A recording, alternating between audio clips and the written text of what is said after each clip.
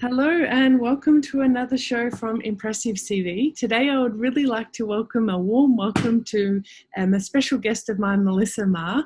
She is a fantastic and reputable and has an outstanding reputation among the industry, especially with money, business coaching, and even better or more so of my interest with special discussions with women. So thank you for joining me today, Melessa. Hi, Tricia. It is an absolute pleasure to host you. I'm really looking forward to our discussion today. I heard a lot and have read a lot about you on LinkedIn and Money Talks, your Facebook page. It's really up and running. So I really wanted to get you on the show and hear more about what you're doing and how you came about it. Thank you. Thanks, Tricia. Thanks for having me. A very nice thing to do on a Friday afternoon is to sit down and have a chat on opposite sides of the world. Yeah, actually, yes, you are. You're based in Brisbane, aren't you? Brisbane, yeah. Australia. Yes. So tell me, what got you into this business? And yeah. So Tricia, after I was in finance for about 25 years. I said 20 years for a long time, but it's about 25 years. So I had to take a few more years on, but predominantly I was a financial planner. I was a stockbroker for 4 years in the tech boom, which was really, really fun, interesting time. I now work for a superannuation fund for about 7 years as a planner and a seminar delivery specialist. So I've had a really broad exposure to, the big corporates, also the boutique financial planning firms, and also, different areas of the financial industry and stuff like that. And what I found over the years, and it didn't really matter where I was working, but I had these similar conversations with people that were very, very good at what they did. Now that might be either, they might have been employed or self-employed, but, they were really good at their craft or whatever their skill set, what they did. And because they were good at what they did, there was this expectation that they were also good with their money. And there is no correlation whatsoever. There can be actually an indirect correlation, that if people are in their genius zone, that they're not, they're not interested in anything else. But because they're good at what they did, there was this expectation that they'd be good with their money management and their personal finances and stuff. And when they weren't, invariably, they may not be. There was a lot of embarrassment and shame around that expectation, not meeting up that expectation. And when people are in that situation, they will make decisions that will maybe not necessarily be serving them and could possibly put them under, more financial pressure and, just not be great for their overall situation. So I kept having these conversations with people, and there was just, as a financial planner, I could sort of help them a bit, but didn't really, it wasn't really the space that I was in, because I was sort of doing more strategies and, recommend investment and insurance recommendations and stuff. So I decided to leave work, leave paid employment, and I'd also always had a burning desire to have my own business. I realised, looking back in hindsight, I actually was unemployable. I realise that now. When you sort of look back and go, yes, it all fits in now. So yeah, so those sort of two things together. So basically, I decided to start my own money coaching business, because the whole basis was to create a safe space to have a real conversation around money. So not what you think people want to hear, not what it's meant to look like on the outside, or safe space with no judgment, because I felt that people didn't have this area to actually go to and talk to someone, and and also bring in that embarrassment and shame factor, bring in that, money is still considered a very taboo subject. It's still not polite. It's not good manners to talk about money. And then also bring on the other side, how do we define success and status and power in society? It's all based around money. So, a lot of our core identity, for a myriad of different reasons, is tied up in our relationship with money. So I just, I saw, all these different things were coming in. So I actually wanted to create a business to support people, to be able to, to actually be able to sit down and talk about really what is going on. Because once you look at financial planning, or as in, you mean like their worries about their Both. It's about their cash, their money management. So, you know, the tangible, looking at their cash flow, their spending, you know, all that, sort of getting that clarity and awareness and efficiency around your money and your personal finances. So very much that tangible, you know, knowing your numbers and understanding your money pot, what makes up your money pot. So that's one half of what I do. But then the other half is around very much about our money beliefs and our money stories and our money mindset. Because if you don't go and have a look at what that is, because that's what's driving our behaviour, our motivations and behaviours around money. So if you don't, you know, I can clean it all up on the outside and make it look pretty. And, you know, obviously it's very important to get that, you know, that clarity and awareness and efficiency. But if you don't go and look at what's driving that underlying behaviour, nothing on the outside will be sustainable, and, you know, that they will continue, they'll be in that cycle or that loop. And I agree with you so much. Like, if you don't understand your business, or even your own, whether you're a business owner or not, even your monthly or fortnightly expenses, it adds to the anxiety. Even the likes of knowing maybe what your average grocery bill is. I think so many people don't understand this, but even more so, they don't understand the importance of actually knowing it. Like, if you don't know these types of things. Yeah, absolutely. One of my favourite sayings is, knowing where your money goes gives you freedom and choice around where you want it to go. And that's, I mean, that's, you know, I mean, it's so true that you need to, you know, if it's an unknown, there will be fear. There'll be a lot of fear around that, you know, the fear of the unknown. And that's what I say to people. Like, I mean, a lot of people I know don't even want to go and look at their bank accounts because they're fearful of what they're going to see. Yeah, and that's right. I try and say that, you know, the fear of actually what you're going to see is going to be always 10 trillion times worse than actually what the reality is. Yes, and yes. The fear factor that's actually keeping you small and keeping you from growing and building and, you know, feeling empowered and control around your money and finances. So absolutely, it's, you know, rip that Band-Aid off and go and make friends with your bank account. Yeah, yes, absolutely. I definitely agree with you on that front. And I think maybe from a business perspective, did you find it difficult to get your business up and going or running it as a concept when it's such a taboo for many? Yeah, I think the answer is yes, for probably a number of different reasons. For me, it was hard to find anyone that was doing a similar thing to what I was doing. So it was hard to benchmark, you know.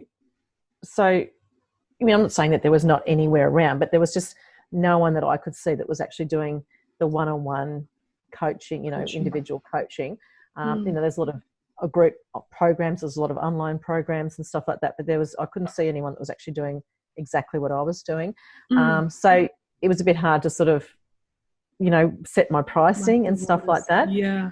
But so on a, you know, a tangible side of things, that was thing. But, you know, something that came up, and I've experienced many times of where my money story has come up, and that was very much, you know, a big time was when I started my business, because if I wasn't valuing myself, no one else was valuing myself, and no one else was showing up. So I had to end up doing a lot of work on myself.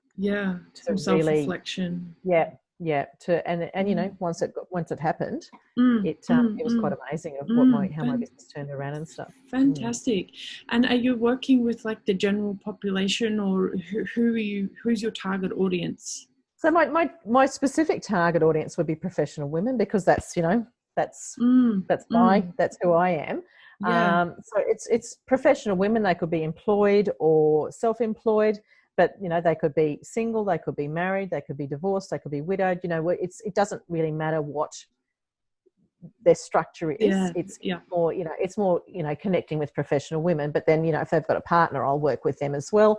And it's not to say I haven't worked with men. It just seems to be that I connect with professional women because that's who I am.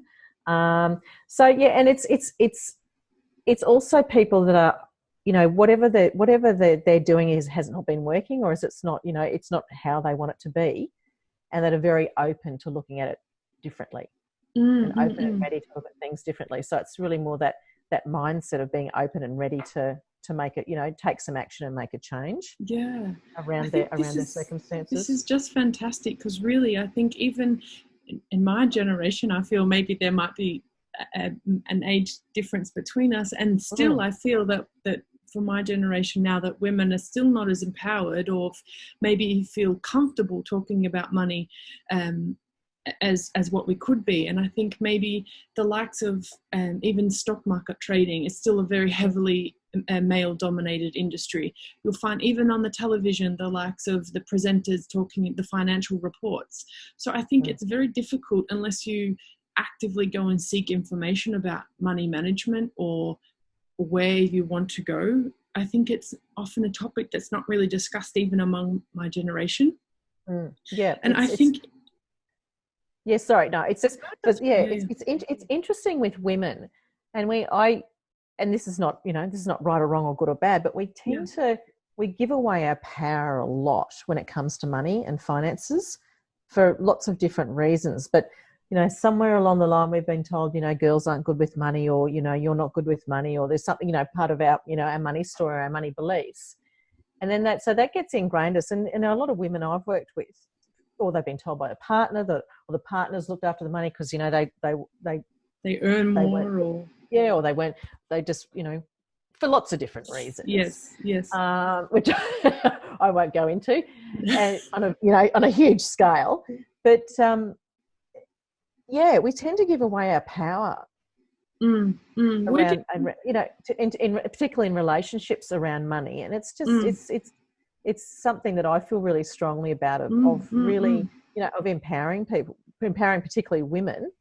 Exactly what you're saying, to be educated, to be able to sit and have conversations with their partner, their accountant, their financial planner, whoever it might be, but to be able to show up at the table and not be the the little one that sits in the corner and doesn't really understand what's going on. Absolutely. I'm totally aligned on this point. Yes. But I think I'm not sure where, and especially me being based in the Middle East, I think it's even more of a taboo or more of a topic that's not discussed at all, especially in an Arabic culture, or perhaps expats. I mean, expats generally are well known not for being good with their money. Everyone comes to Dubai.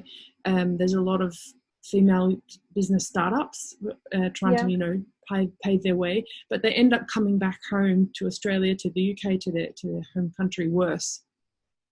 And I think that because from a young age, no one teaches you this. It's not even ingrained in our primary school, secondary school even. It's very difficult to get a head start unless you are right on top of it from an early age. Yeah, so I'm absolutely. not sure. I 100% agree with you on that. Yeah.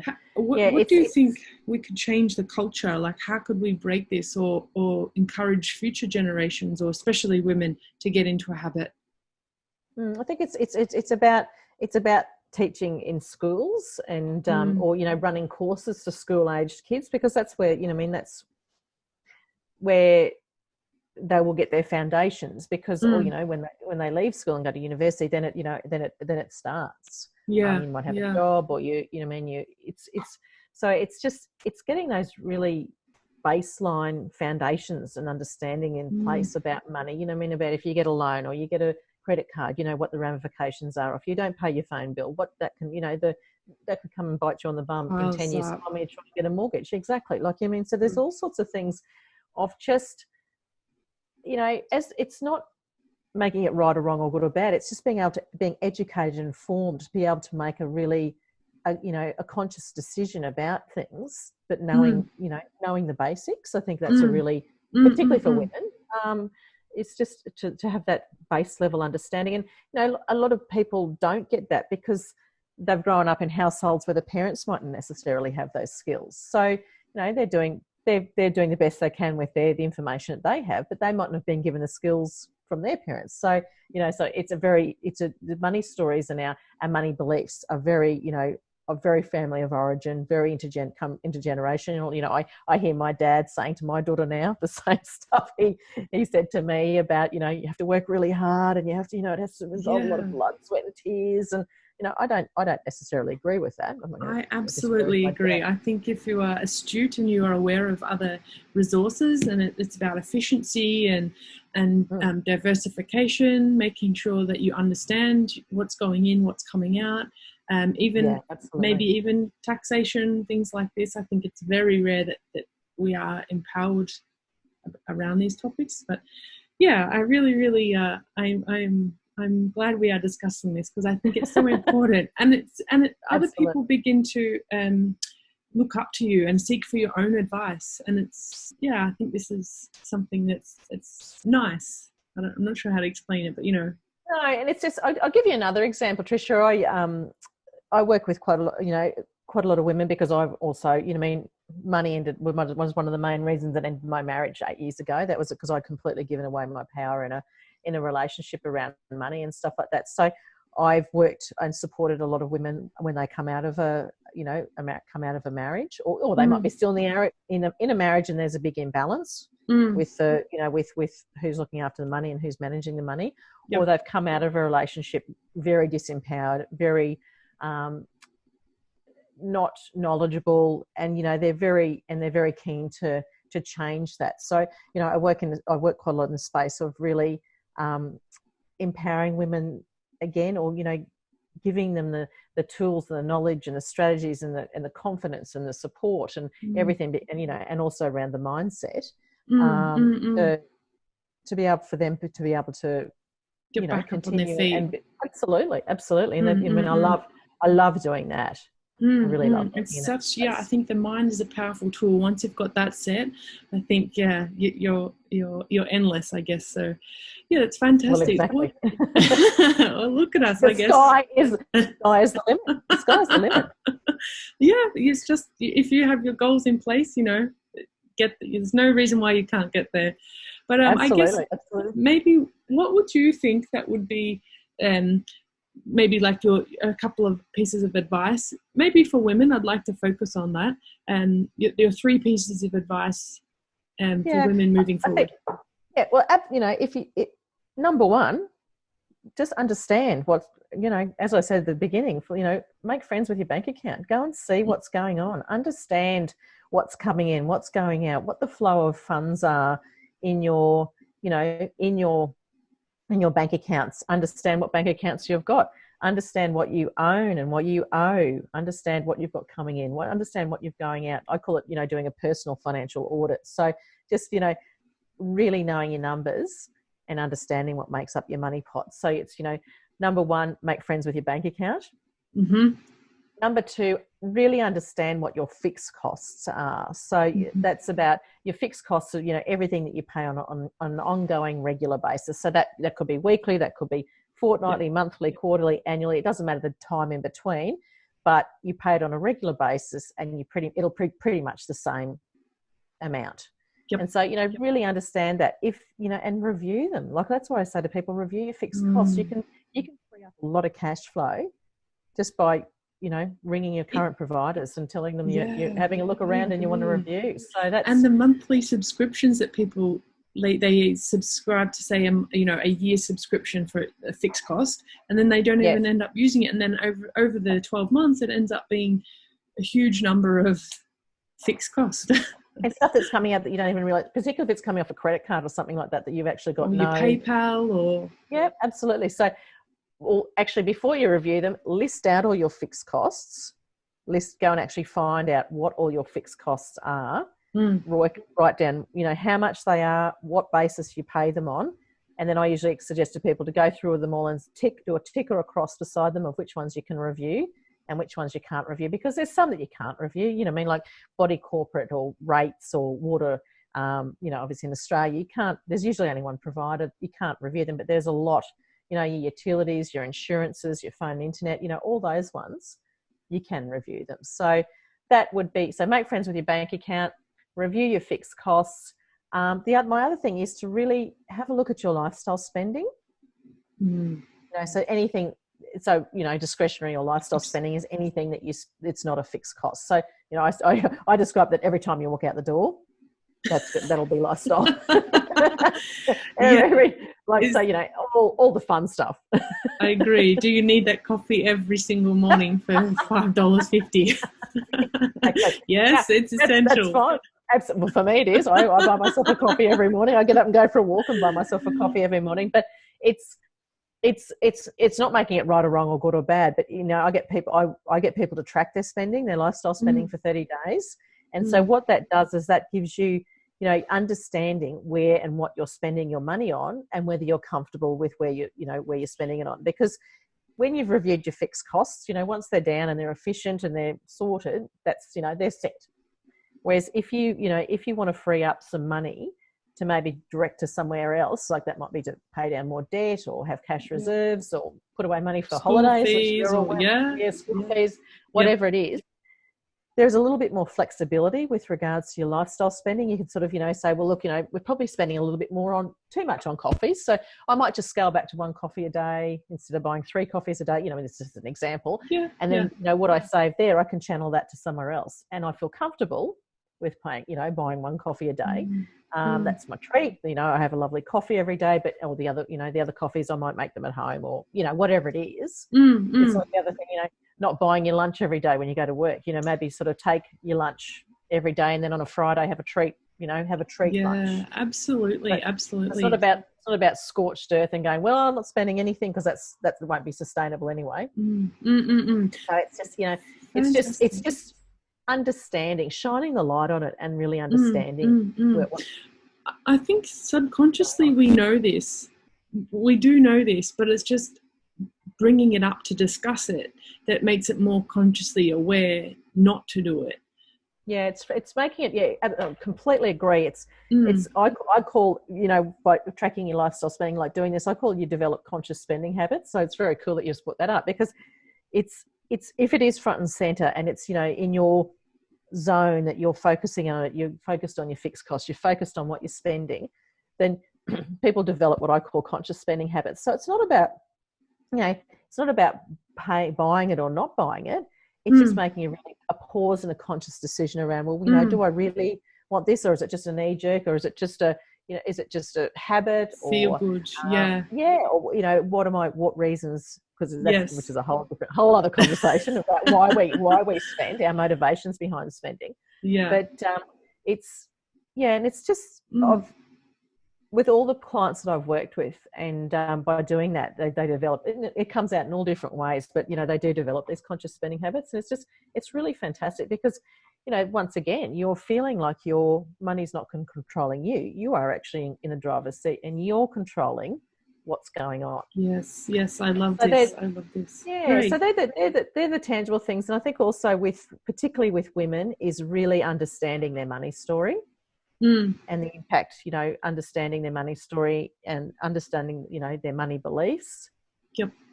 And what makes up their mindset. I think that's a really, really important thing as well. Fantastic. I have maybe just one question before I wrap it up. Sure. What do you think? I know that, especially in the latest times, it's recent events. Do you think there'll be a huge difference in terms of the way people will manage their money if it goes completely to a cashless system, to a digital currency? Do you think that there'll be impact on either money management or belief systems in terms of how they can feel empowered with it or feel in control? The interesting thing I see happening, and you know, with a lot of people I'm talking to and stuff like that, that because we've had to slow down, you know, because, you know, in Australia, you know, we're all you know, we have to isolate and leading a very, very quiet existence. So we've had to slow down, and a lot of the noise and our busyness of our everyday lifestyle has been completely stripped back.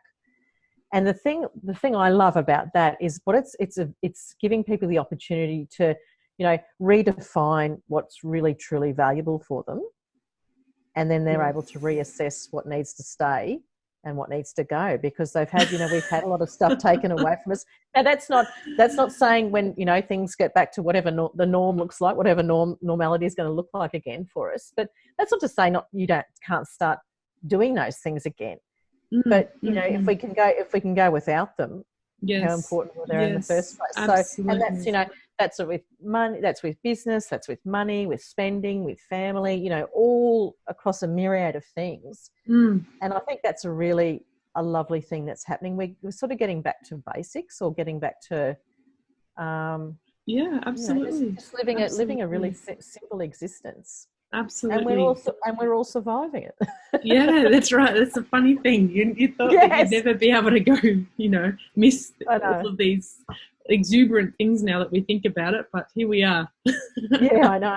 So, and it's, you know, it's not, once again, it's not making them right or wrong or good or bad, but it's just, you know, particularly if you are spending more than you're earning, you know what I mean? If a lot of this stuff that you were spending that was putting you under financial pressure, or if you're saying, well, we can live without that stuff, and we're paying down more debt, or we're building up our cash reserves, or putting away money for holidays or experiences, and you know, so whatever that is, it might just change the way that they use their money, if you know what I mean. Like, you know, these things aren't necessarily as important anymore, so we might just, you know, start putting away money for other things. Absolutely. I agree wholeheartedly. And myself, I don't even have a credit card. I don't need one. I make sure that my business is in a profitable state. And then that means that I am completely in control of when and where I want to spend. I'm not, you know, fantastic. Yeah, I mean, I'm the same. So. I've only got a debit card on my business. I've never had a credit card on my business because I don't want to. Yeah, it's a feeling in here, isn't it, that you think anxiety. So anyway, I really, really appreciate our chat. I really maybe would look forward to discussing one maybe more in detail. But how could my audience reach out to you? How could they find you? Probably I've got a business Facebook page called Talking Money. You can send me an email. It's Melessa at Talking, or Melissa. So Melessa at Talking Money everywhere. So probably email or via social media. Probably the easiest way. Yeah. Fantastic. I definitely would love to spread this among my audience, especially some women who I know would be definitely beneficial from your services. So thank you so much. I've really, really welcomed and am thankful for this opportunity to discuss with you. I feel like I need a cuppa, you know, have a cup of tea. We need to have a virtual cup of tea or